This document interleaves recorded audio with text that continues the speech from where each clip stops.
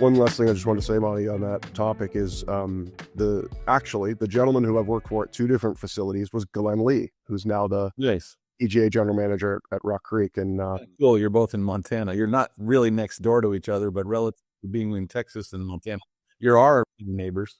well, 3 hours is next door in Montana. So That's correct. but yeah, Glenn, working for Glenn in a couple of places was really helpful. We're good friends to this day as well. And nice to have him much closer. One of the things that Glenn lived, you hear this phrase all the time, inspect what you expect, right? Glenn lived that. I watched Glenn. We had a unique situation when I first went to work for him at the Horseshoe Bay Resort. I was coming in to be the golf professional in an all private facility called Summit Rock they were having finishing.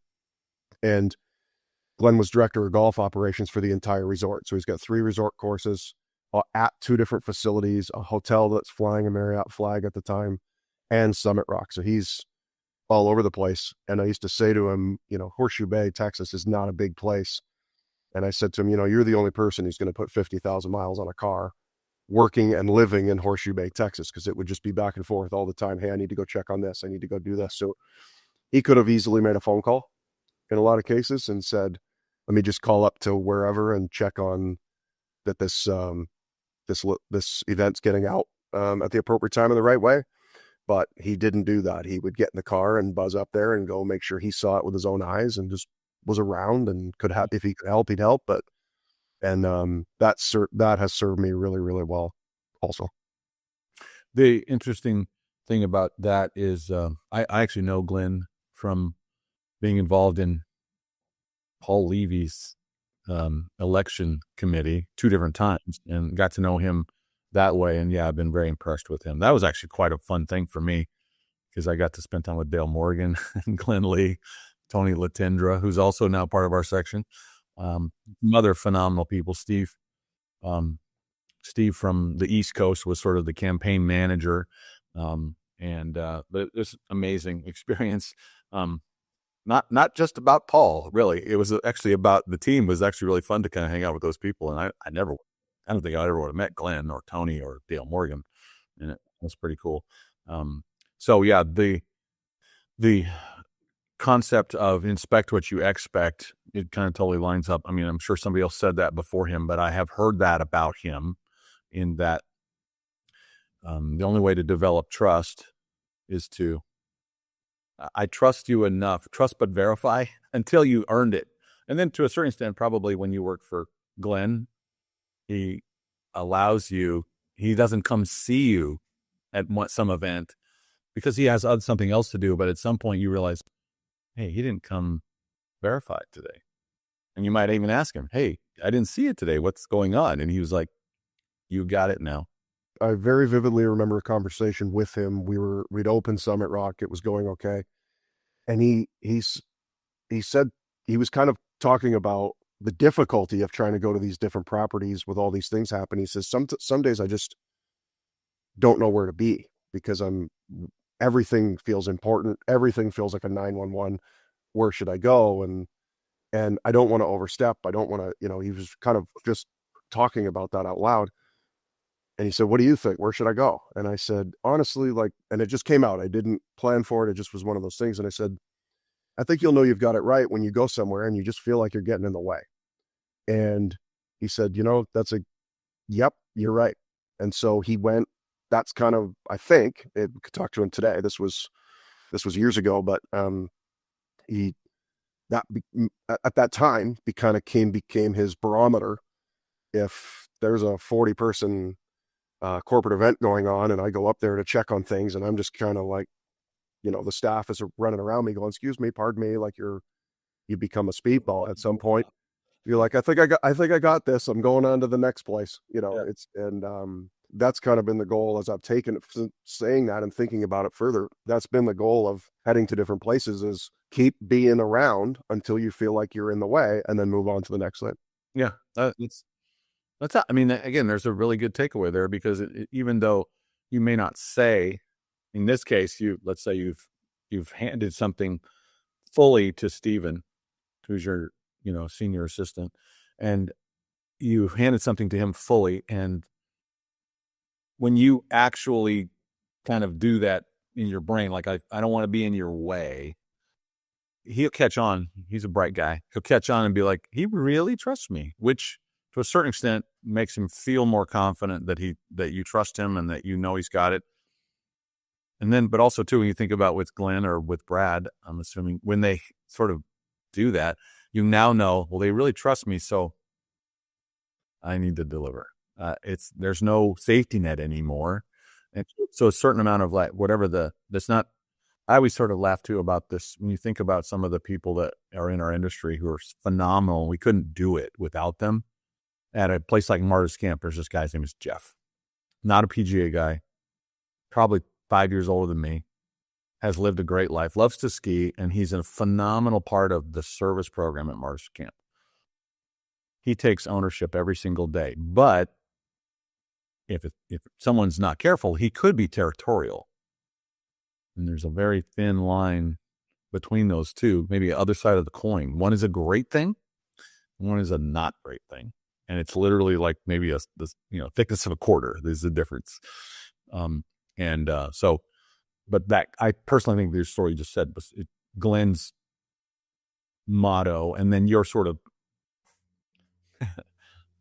part you added to it, I guess, would be that it makes ownership, the best part of ownership, real and valuable without necessarily getting to that territorial point of view.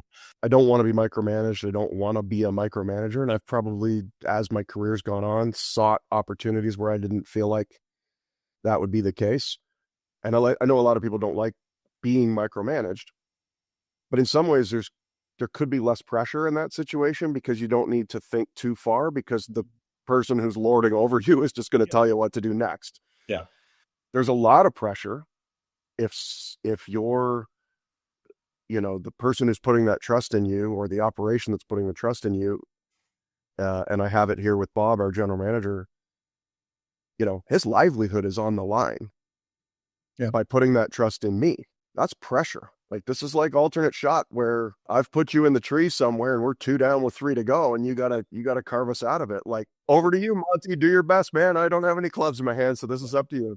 Yeah, it's a kind of a game of screw your buddy. Yeah, eventually.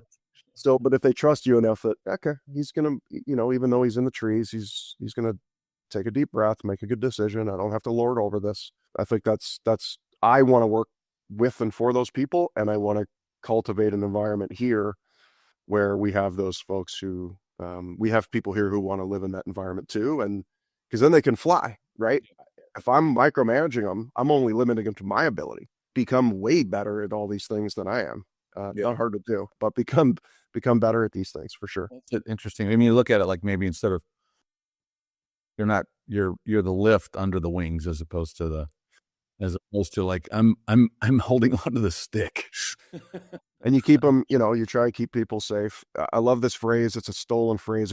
A buddy of mine went to work for Nathan Olaf up at Interlaken, and I don't know Nathan well. We've had some email conversations, but I have a lot of respect for him and his career. And he told my friend Brian in the interview process that I'm going to let you stub your toe a lot here. I'll never let you break your leg. And I really like that. And I kind of try to think about that with our team is, we can survive a lot of stub toes. We can band-aid, we can apologize, we can own it, we can move on. Just try and, if I see broken legs coming, it's probably where I'm gonna jump in with some foresight and say, hey, let's take a pause and think about what we're doing here. Yeah, that's a really good analogy. Yeah, I like that one a lot. It's quick, easy, something to remember. Not that I hope the circulation of your podcasts are so massive that Nathan's listening to this one day. So thanks, Nathan, for that. Yeah, nice. The thing is, something similar I learned from Gus Jones, who was very much a Brad Lardon type in my career, as you know, is he's always like, you can make a mistake every single day. Every single day. Just don't make the same one tomorrow. Because if you do, you're showing me you don't learn very fast. And more importantly, you don't care. And so I used to tease him, so we can learn 360 lessons a year. And he goes, it better be uniquely different. The funny part too is I'm sure that when you quote people like Brad, you'll say something. This is what Brad will literally say. I never said that. And Gus does it to me all the time. He'll say, I have never said that phrase in my life. And then I say, but that's what I learned. The top 10 phrases for Steve at Kiowa when I was there, we unveiled it to him one day. So, like what? What were some of the phrases? Well, I mean, there would be certainly never assume things like that would be on there.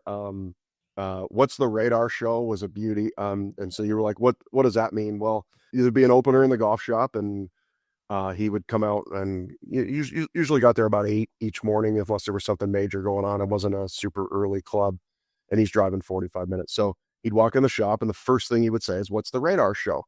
And you're thinking, you have a radar, like kind of like when the members ask, you have a radar. But what come to find out later, what he's really doing is setting the expectation that I'm going to walk in this golf shop you've had an hour to get everything open, answer the phones, do whatever, get through that first wave of tee times, all that.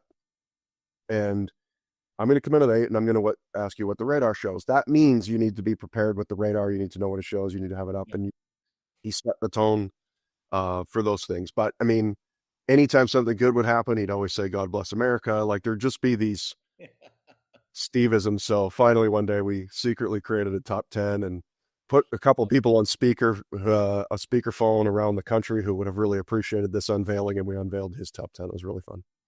So they literally like did a David Letterman where they read, I have number 7 and I got to read. Yeah, I was his senior assistant. So I was the one in charge of reading it, knowing that I was going to take all the shrapnel. And we had fun with it. So yeah, like and so we couldn't, at that point, he couldn't keep saying, well, I don't say that. Yeah. Like we just had a top 10 collective list that we created. Yes, you say this. Not only do you say this, you say it all the time. A lot. Yeah. That's awesome. That's what a cool practice. I mean, because, yeah. So what's something that you would say is a fun quip about Brad that you find yourself repeating, either saying, doing, and I bring up the interesting things. I know Brad's a really good player, and I think he played didn't he play in the PNC? Brad's a former, he's played in, I'm going to get this wrong, but I should know this off the top of my head. Regular majors, played in about a half a dozen between U.S. Opens, qualifying for them, PGAs, and certainly through the PNC, PPC, getting to the PGAs, played on a PGA Cup team. Once he became senior, then he really took off. National Senior Player of the Year one year. Just won his 7th consecutive Sun Country Senior Player of the Year. Funny story that I think the only year he didn't win Senior Player of the Year in Sun Country, he was actually the National Senior Player of the Year. Point systems were to win the things he needed to win in the Sun Country set. Yeah, and they have some good senior players there for sure. But yeah, very, very good player. Continues to be a good player. I just played a pro with him a couple of weeks ago, and he's still really good. He's a golf nerd. He loves the game. He loves teaching the game, playing the game, talking about the game, being around the game. And his enthusiasm, I would say, for golf and for golf professionals playing golf, it was massive for me in my career, and something that we continue to spread here. Yeah. Professionals who want to play and want to compete, they can. Many of them participate certainly in our chapter stuff, and we have a unique thing in our section with these pro-ams that I know is really special here. And so the guys get to do that. What has been a bit of a sleeper that I wasn't expecting in that promotion of the game was PGM interns, our amateurs. They don't have their professional status until after they graduate. They choose not to lose their amateur status, I should say. And because of our pro-ams, they've been able to participate in pro-ams as AMs. Pretty sure every PGM student that we've had here, I've certainly played with in a pro-am. I know lots of our other staff have put teams together and played with them. And it's kind of a cool way for them to get into a PGA event that way, meet some of the other golf pros, other teams, without having to carry the burden as the pro on the team or the intimidation. So funny enough, now, even when we're having calls about PGM students and meeting with them, I will talk about that, because it was kind of this bonus that I didn't see coming for them, but it's been really something that they've had a big satisfaction with. So just Brad's enthusiasm for a lot of things, but for the game is contagious, and we know so many of the stories and been around folks who just lose their love for the game through this business. It has a way of doing that, and I'm thrilled that Brad was there for me when I might be having down times in that respect, and something that I certainly try and carry forward. Yeah. So, you mentioned the Western Montana chapter, and it's not a big chapter, but it's a very tight chapter. What are some things that, without sort of throwing shade at your friends in the TX, obviously you're not trying to do that. I wouldn't want you to do that, but what makes Western Montana special in terms of maybe, again, something you didn't expect when you moved up to Whitefish? So I've worked in the Ontario zone of the PGA twice. I've worked in the Carolinas PGA twice, South Texas twice, and now here. And they're all a bit different. A lot of credit to South Texas for how they do things there, and still do things there. It was a really cool section to be a part of. I would say this chapter especially, but I would say the section 2 was the most open-armed right away. So usually you get in there, you're a new person, you kind of are quiet for a while, you take your time getting to know things, how things are done. At least that was my MO. And coming here, it was immediate. Hey, we have this, we have these pro-ams, we have these are our meetings, come to this, come to that, and it was like, oh wow, okay. And just the outreach from some of the professionals here, and then even meeting them for the first time. They were genuinely interested in my story, and just happy to help in any way that they could. And interestingly, I'm an outsider coming into a tight-knit group, taking a high-profile job.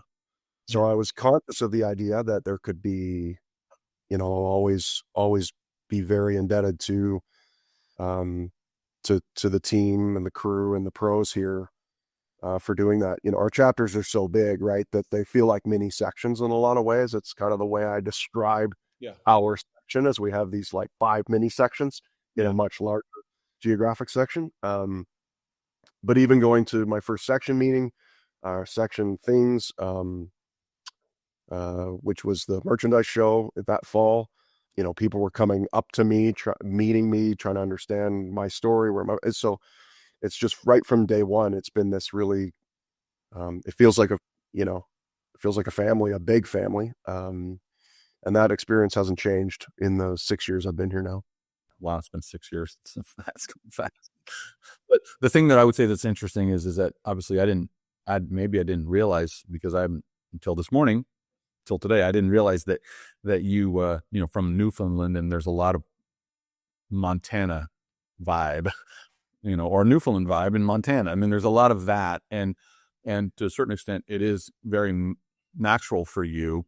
You're from a more rural place, or a place where Costco's are not around the corner, per se, but I think too, I mean, something I say about you that I've always appreciated about you is that even though you're a discovery guy, and I don't mean this in a negative way, what I mean is you're not a discovery guy, even though you are a discovery guy. Like you literally have had some great discovery land jobs, but that's not what you lead with. I have a lot of friends who, have or are or do work at Discovery Land Company. I never had the opportunity to actually work for the company. My last club, Escondido, was its own developer. But constantly, I mean, weekly, we would get asked from guests, is this a Discovery property? Because it has all of that's what I tend to think of it as, because I've heard so many good things about Escondido. The similar fields and services and things that Discovery would try and do, we were trying to do, and I guess in some ways and/or copy. And so I have a lot of respect for what they do, continue to do. And then coming here, we'd since turned over, so it's sort of trying to continue to figure out, okay, how do we blend the club's history as a Discovery Land property, but then also move it forward as a self-sustaining, member-owned facility. And that's not an easy transition to have. I had it at my last club, going through that there at Escondido, and But yeah, I feel like, I don't know, I'm like a distant cousin in some ways of the Discovery Land family. Kind of the way it feels, I guess. Well, but I would say, and the reason why I even brought that up was that, again, that I do know that the fraternal nature of the Western Montana chapter is really strong in terms of the bond.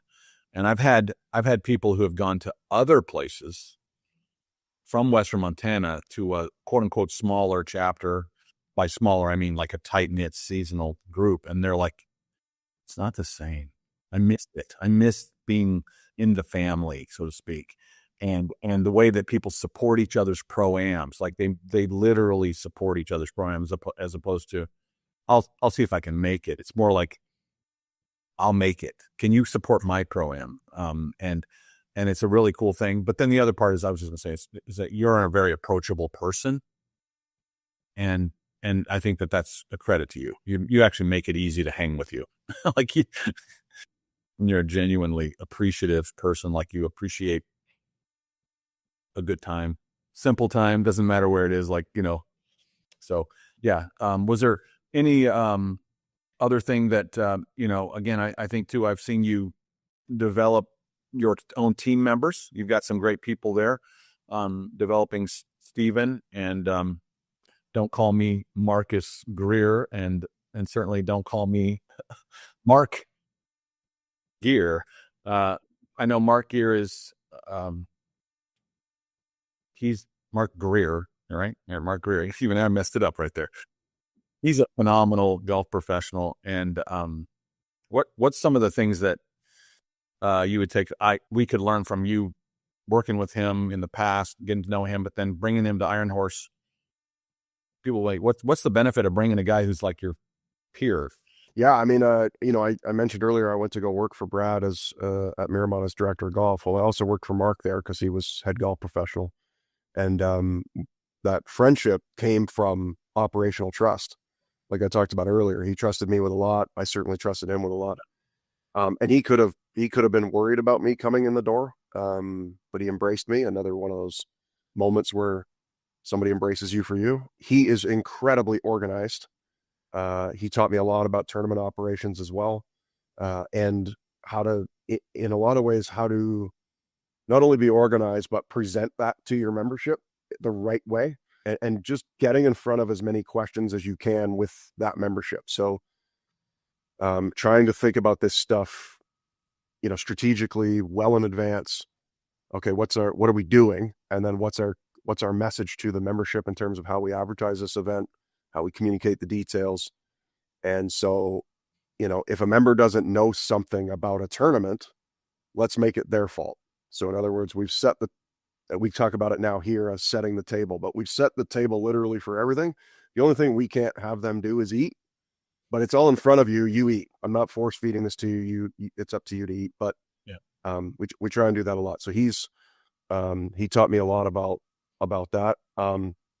His attention to detail is very high, probably as high as anybody I've worked with, and that goes from the cleanliness of the golf carts to how things are organized in the golf shop, the presentation of merchandise in the golf shop. He is just this very detailed and organized person who has also grown into being, sometimes we get on the task versus people spectrum. We get somebody's very task oriented and people are just speed bumps, as I talked about earlier. And then you have very people oriented and tasks your speed bump. Like this task is in the way of this connection. Mark, I would say, lived for a long time, probably more on that task side, and has over time evolved into much more of a nice blend of, yes, we have a lot to do, but these relationships that we have at our facility are massive. And if you canvassed any of the assistant professionals he had worked for him at Miramont or at Diamante or at Wichita Falls Country Club, or even the ones who he mentors here, I think they'd all say something very similar. I know Stephen alluded to it in the mentoring conference, but they'd all just say that, again, they feel like Mark's there for them no matter what. He has their back, but he's got a very keen eye on what that person needs next for their development. And how they can focus on the little things, the attention to detail in order to get where they want to go. Most recently, we've put him in a service advisory role here, PGA service advisor as we're calling it. And he has, from a service perspective with our staff, although he's, because of wanting to get Steven's development continuing going, which is going great as our senior assistant, while we have Mark with us, which is probably a finite period of time before he goes on to an amazing opportunity. He's got carte blanche for me for everybody on the staff, including me, continue to enhance our service product here and how we go about doing that. So it's been great. I want him to head to his next opportunity because that's what he should be doing.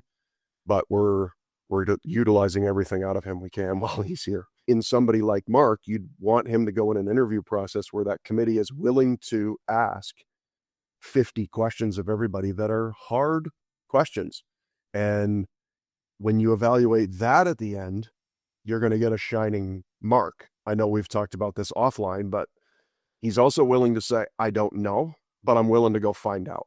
And I love those people because I just want the facts, and let's make decisions based on good facts, not what I heard last week, not what I saw on social media, not what I saw on the news. And if I don't have them, I'm going to go find them, and then I can make informed decisions. And, Mark subscribes to that too. And I think it has served him well and will continue to.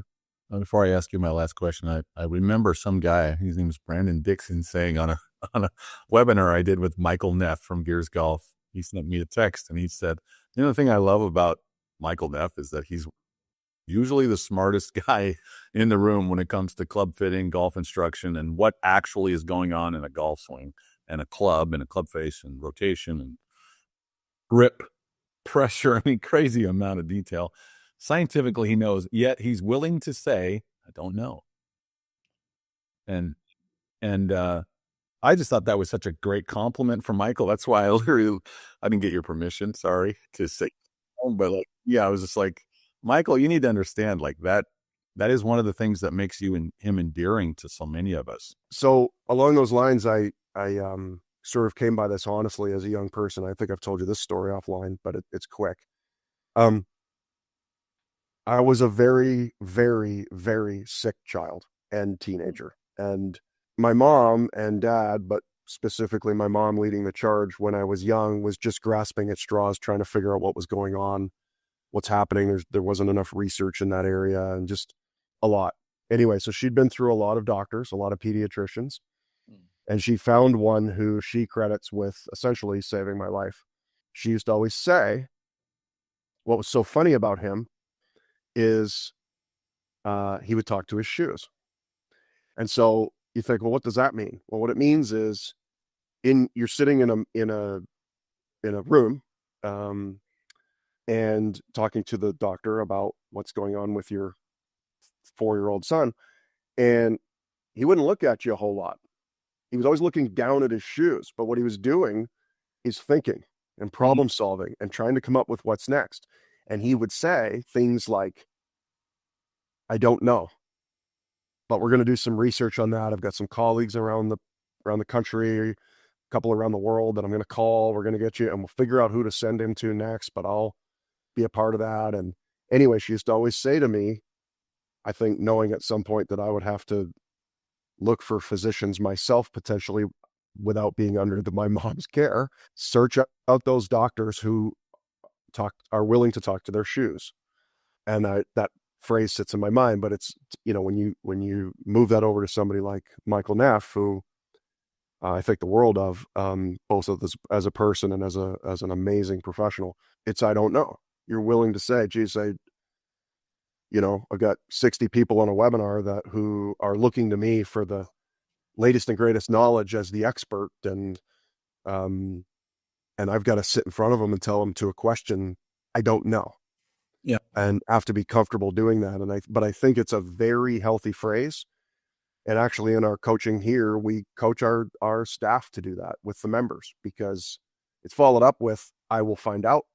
But if a member asks a question that we don't know the answer to, instead of coming up with something to save face to give them incorrect information, to have a little poise here, go find the right information and then call the member back or whatever we need to do to give it to them. So it's such a valuable lesson. And for me, definitely I have to credit my mom for that one.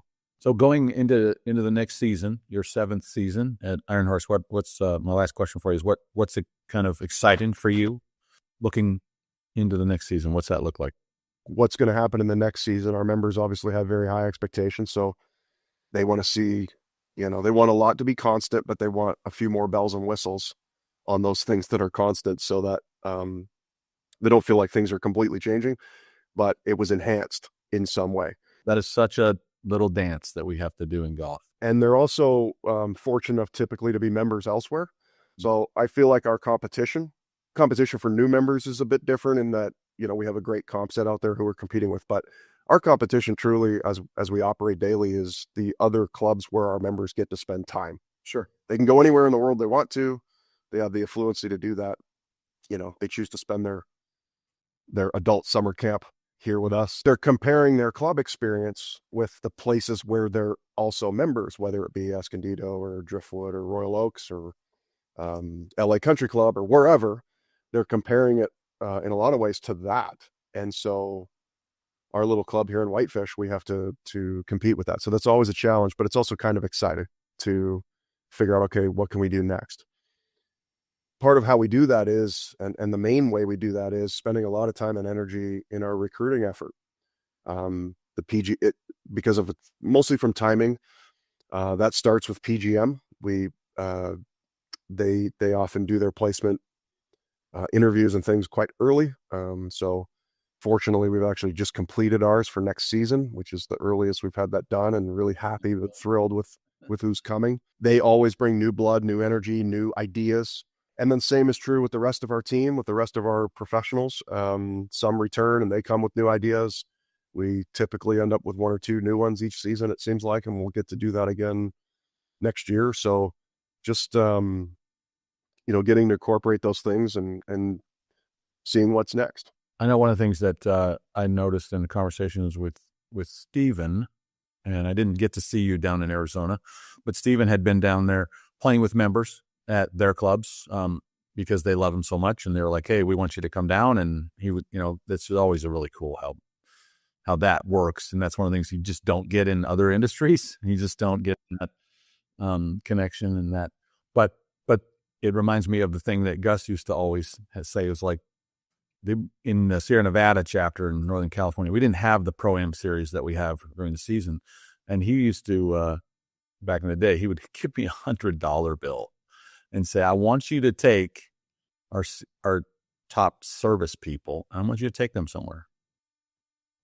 Let me know if you set up the time, but if you need me to make a call, I will, but I could usually do it myself, obviously. And he was always like, I just want them to go see other places so they can audit that place. And then he goes, I want you to take this money and take them to whatever you want to do, McDonald's or nicer, and talk about, what did we see today? What did we see today that we could learn from, or we could take away and apply to our club? Or what did we see that we can say, we do it better, and we can feel good about that. And yeah, exactly. The sort of reverse mentoring on how not to do a service program. And I mean, and it was always really fun. And so it was almost like my little Pro-Am series. And it, we had Monday outings and stuff like that. So it didn't happen all the time, but like, it was probably 5-6 times a year where it was like, Monte, take so-and-so and so-and-so and so-and-so.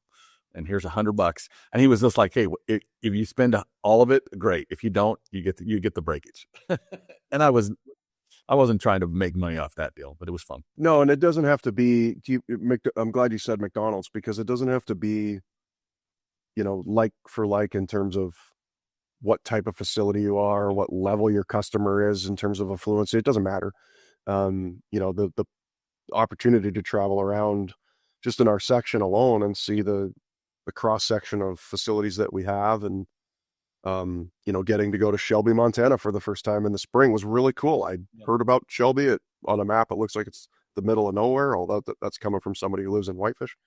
But yet going there and having our match play there and spring meeting there and just getting to take in what they do there and why Marais Valley is so appealing to so many people was just cool. It's refreshing. It's refreshing to do that.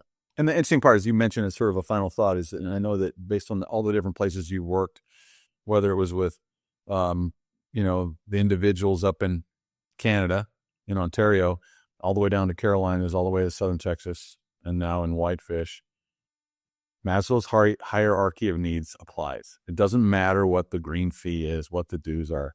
People still want to feel like they belong. They still want to be engaged. They still want to feel like they have a point of community, and that what's on the radar today, and there's too, that question. I was just thinking about this entire time. Steve Keller is like, what's on the radar? He's actually talking about the weather, but it also could be what's on the radar for this golf shop today.